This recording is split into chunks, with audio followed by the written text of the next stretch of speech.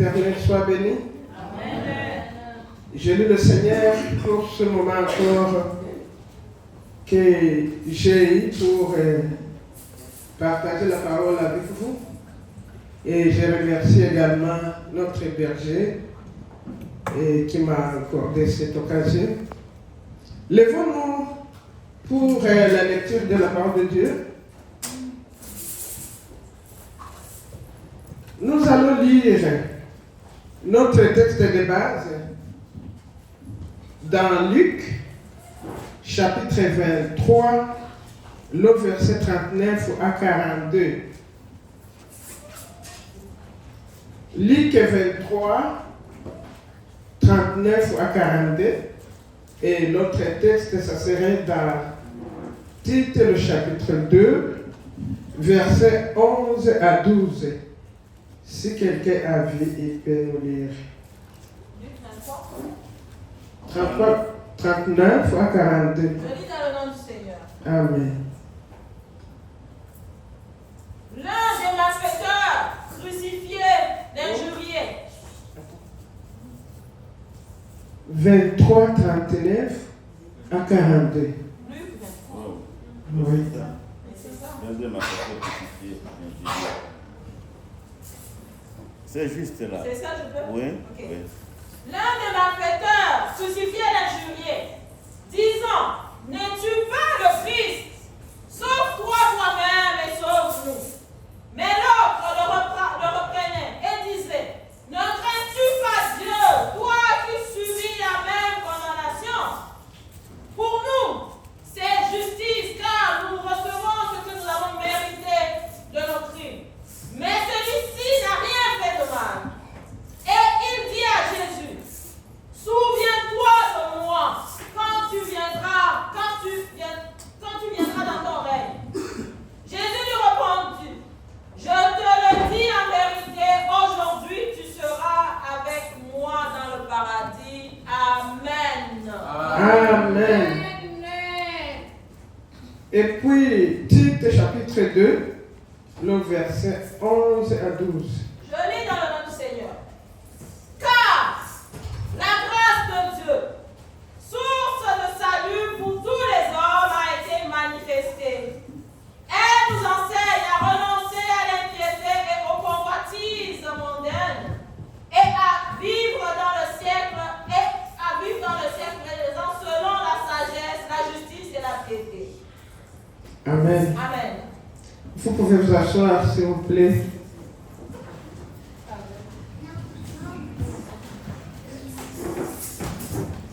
Nous sommes toujours en train de parler à propos de la croix de Jésus.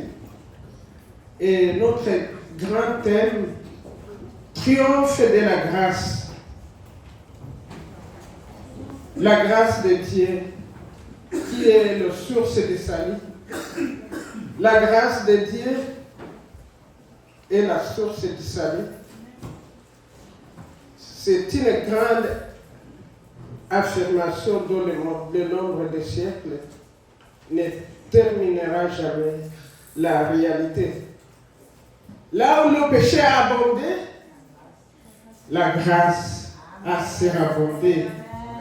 Que le nom de l'Éternel soit béni. Amen. La grâce de Dieu, c'est une action concrète. C'est une action qui se manifeste à travers notre Seigneur Jésus-Christ. Il est le moyen de salut pour l'humanité. Le message aujourd'hui va s'articuler autour de 2 points. Nous allons parler de la signification de la repentance et la foi. Et en deuxième lieu, nous allons aussi parler des merveilleux exemples de spiritualité. Commençons sans tarder à voir le premier point, la signification de la repentance et de la foi. Là, nous voulons parler de la repentance du brigand vous vous souvenez très bien que le brigand qui était à la droite de Jésus, il s'est repenti. Il a accepté de se repentir. Il a vu ses péchés. Il a vu ses faiblesses. Et il a accepté de se repentir. Alors, avant de parler de la repentance du brigand, là, parlons un peu de la repentance en général. La repentance, c'est une prise de conscience de son état de perdition. Quelqu'un qui vit dans le péché, qui reconnaît qu'il est vraiment dans le péché. C'est un changement de mentalité. C'est un changement interne. C'est ce qu'on appelle en hébreu la métanoïa. Donc un changement radical. Un changement qui pousse à la conversion. C'est-à-dire, c'est un changement qui se fait directement. Et si quelqu'un change dans notre vie, si quelqu'un confie sa vie à Jésus, si quelqu'un confesse ses péchés, les autres le voient. On les voit à travers ses fruits. On les voit à travers ses comportements. On va dire, telle, elle a vraiment changé. Telle, elle a vraiment réussi quelque chose. Parce qu'on va voir ce changement.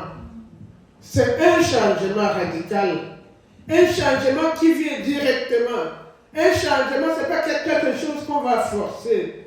Ça vient et ça entre dans l'homme. Et comme le démontre le brigand, qui était crucifié avec Jésus sur la croix, celui-ci, il était à sa droite, effectivement. Il a d'abord eu le temps de s'adresser à son compagnon. Il a eu vraiment la chance de recevoir quelque chose qui était dedans dans lui. Quand il a reçu ça, il a trouvé que lui-même, il était indigne. Lui-même, il était un pécheur. Mais d'abord, avant de parler de lui-même, il a commencé à réprimander son collègue. Il lui a dit, ne crains-tu pas Dieu? Toi qui subis la même condamnation, pour nous c'est justice. Car nous recevons ce que nous méritons, nos crimes. Mais celui-ci, il n'a rien fait de mal. Il a reconnu que lui et son camarade, ils ont péché devant Dieu. Ils ont commis des crimes. Ils connaissaient qu'eux deux, ils méritaient la mort. Mais Jésus, lui, il n'a rien fait. Il n'a rien fait de mal. Jésus, l'enfant de Dieu, n'a pas péché. Mushambala gestemani, Yesu alipotundikwa, hakuwa hata na jambo moja alilotenda. Mushambala gestemani, Yesu alipotundikwa, hakuwa hata na jambo moja alilofanya. Yesu kanikwa pale Getsemani, Yesu katundikwa pale Getsemani. Wakakuja na kama wakamutwika Yesu, Yesu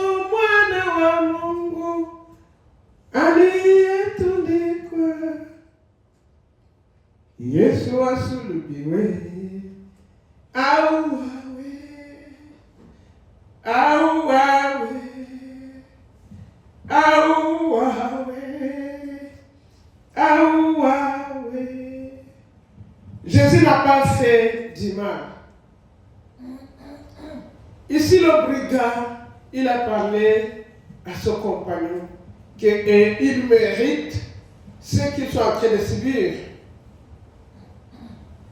Et après avoir condamné ou bien réprimandé son compagnon, il est entré à lui-même, le brigand qui était à sa droite. Il n'a pas eu pitié de lui. Il n'a pas eu des excuses. Il n'a pas cherché des circonstances atténuantes. Mais il a dit oui, nous méritons la mort. C'est ce qu'il a dit. Nous méritons la mort. Mais après ça, on nous parle de la foi de ce brigand. Ce brigand, il avait une foi. Donc, si nous regardons dans la parole de Dieu, on ne nous a pas dit que ce brigand a dit entrer dans une église ou dans un temple pour écouter la parole de Dieu. On ne nous a pas dit que celui-ci, il a été prêché par quelqu'un. Non. Mais il a utilisé le bon sens, les sens entre les 5 sens qu'il avait pour essayer de comprendre les choses qui étaient en train de se passer. Le brigand, il a vu les critons. Il a vu les critons que Pilate avait suspendu sur la croix centrale.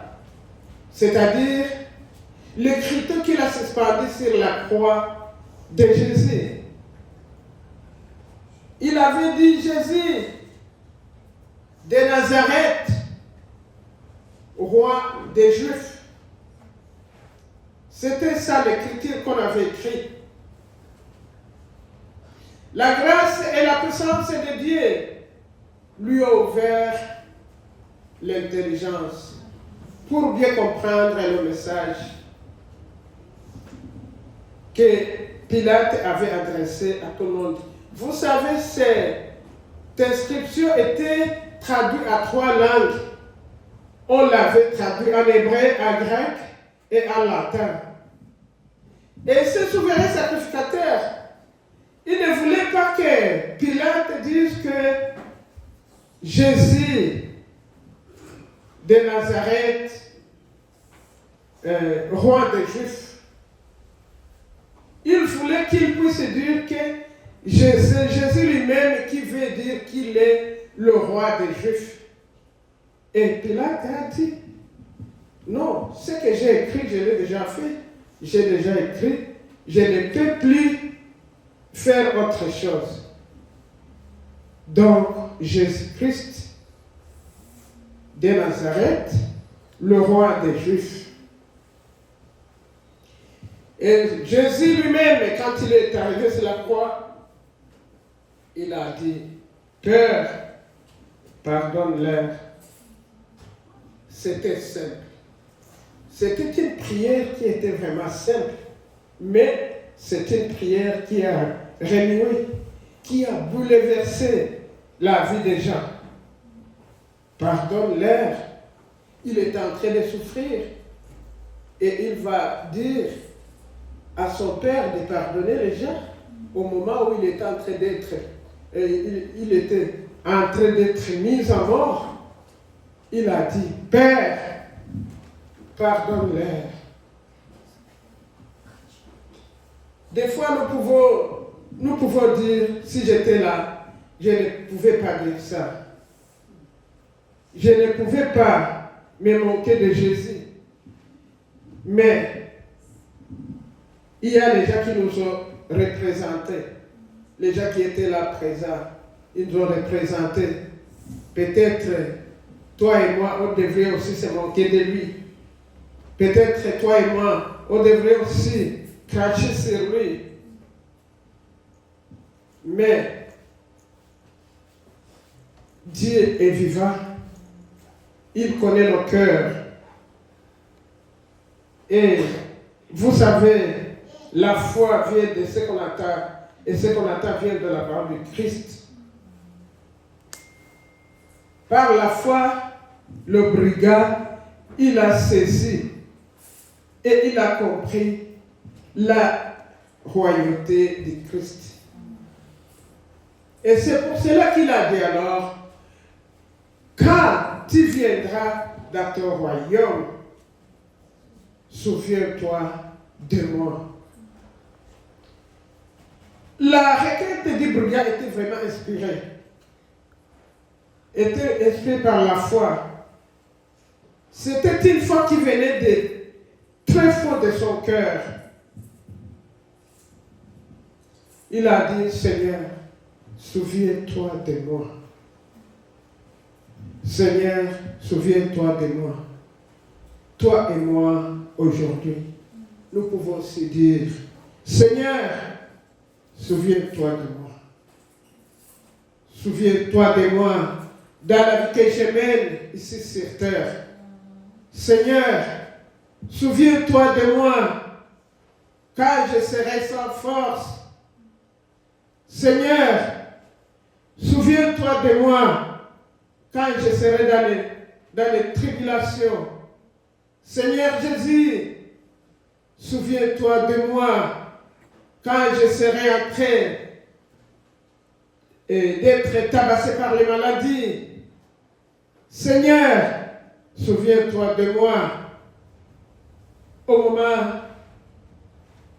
moment des combats spirituels. Seigneur, souviens-toi de moi quand je vais me retrouver devant des problèmes sans solution.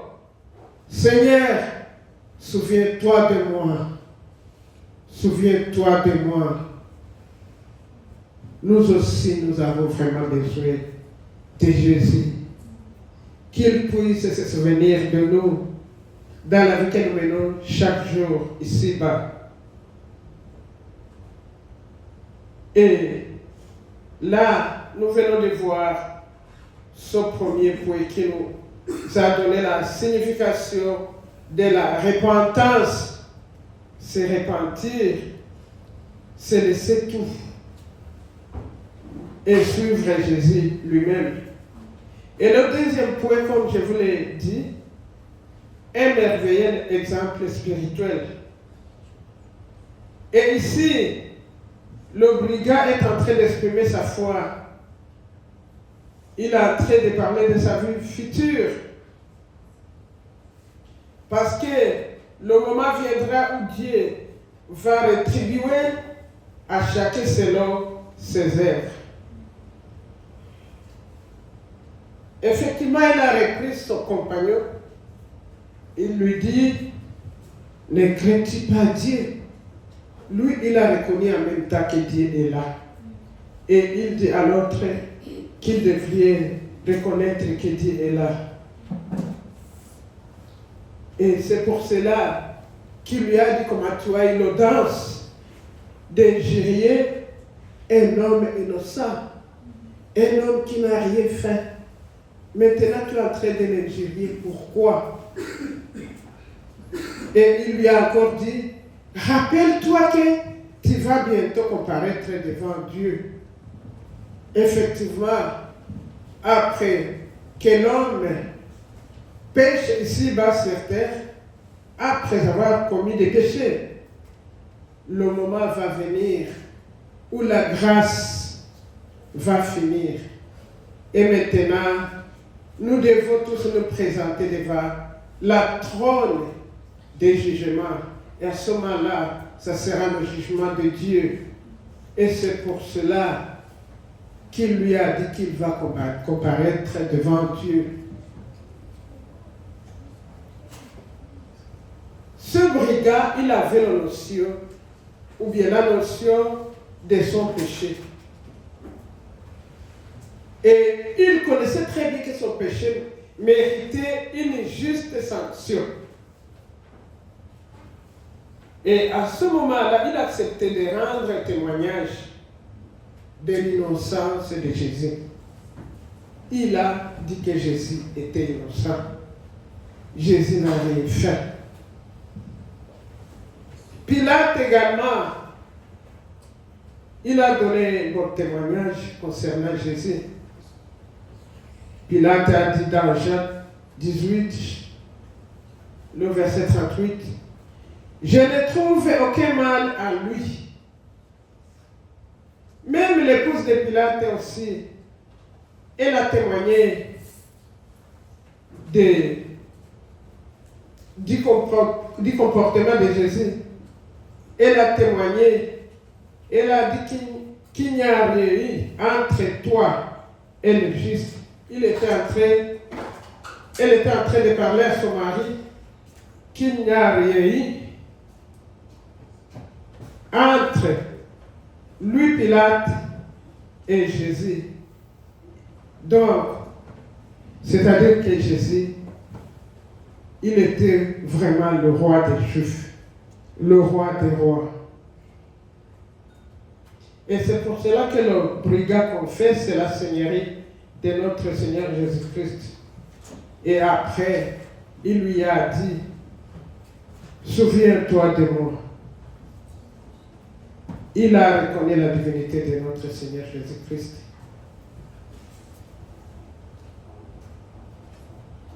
Et là, nous voyons qu'au-delà de la souffrance, il a vu la gloire. Même s'il était sur la croix. Et c'est pour cela que Jésus lui a dit, « Bientôt je serai avec toi dans le paradis. » Puisque la grâce de Dieu s'est manifestée, Christ nous purifie de toute iniquité. Puisque la grâce de Dieu se manifeste, nous devons mener une vie pieuse. Puisque la grâce de Dieu se manifeste, nous devons regarder vers le royaume de Dieu. Mon frère, ma sœur, vivons une vie pieuse. Vivons une vie de sainteté. Les jours sont mauvais. Nous vivons les derniers jours. Et nous ne savons pas quand est-ce que le Seigneur va venir nous chercher. Raison pour laquelle il nous faut mener une vie pieuse, une vie de sanctification, une vie de sainteté. Soyons toujours saints pour attendre l'arrivée de notre Seigneur Jésus-Christ. Que Dieu vous bénisse. J'invite notre berger qui va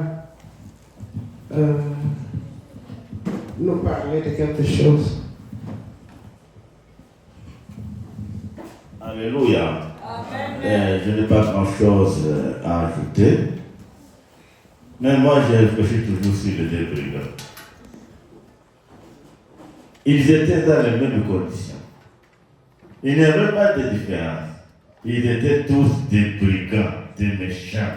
Ils avaient versé le sang des êtres humains. Hein? Mais je relève des choses encore. L'incrédulité et la foi. Alléluia. Amen. L'incrédulité et la foi. L'incrédulité du brigand a bloqué l'action de la grâce de Dieu. Parce que, à la croix du Calvaire, étant donné que Jésus était, la croix de Jésus était au milieu, l'un était à gauche et l'autre à droite. C'est-à-dire que tout le monde était prédisposé à bénéficier de la grâce de Dieu. Mais alors, l'incrédulité de l'autre brigand a bloqué l'action de la grâce.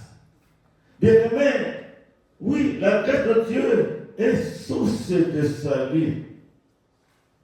Mais pour que l'on puisse profiter de la grâce, il faut avoir la foi. Et avoir la vraie foi. L'autre brigand était incrédule. Et souvent, les incrédules sont influencés négativement. Un incrédule ne peut pas accepter la vérité, mais il va accepter le mensonge. Toujours les incrédules se rangent du mauvais côté de l'histoire. Alléluia. Les incrédules sont influençables. Les incrédules imitent n'importe quoi. Par exemple, ce qui est dommage dans cette histoire, c'est que ce brigand-là, quand il a entendu les juifs et les sacrificateurs injurier Jésus, lui aussi s'est mis à injurier Jésus. Vous saisissez? Alors, en injuriant Jésus, il s'est fermé la porte de la grâce. La grâce de Dieu ne pouvait plus agir dans sa vie.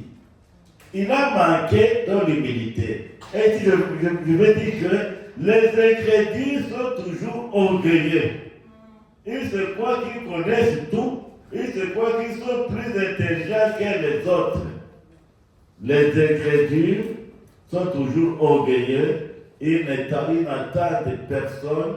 Ils n'écoutent personne. Ils font ce qui leur semble bon. Et ils imitent toujours les mauvaises choses. Et se placent toujours du mauvais côté de l'histoire.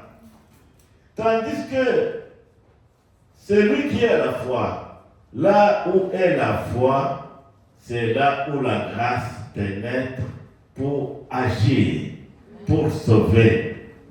Oui, il y a le verset là qui dit, là où la grâce a, le péché a abondé, la grâce a s'il abondé.